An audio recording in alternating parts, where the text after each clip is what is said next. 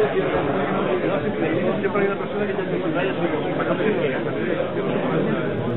vemos que aquí hay el castillo y aquí hay una gran nave, aquí hay otro edificio.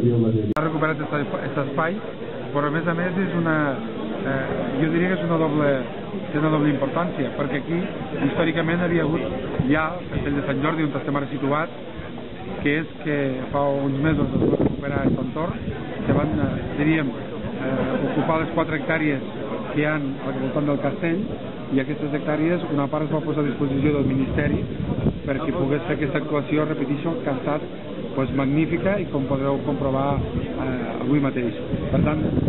molt content d'haver actuat amb el Ministeri en una obra d'aquestes característiques i també content perquè és una obra que des del punt de vista cultural i a la vegada paisatgístic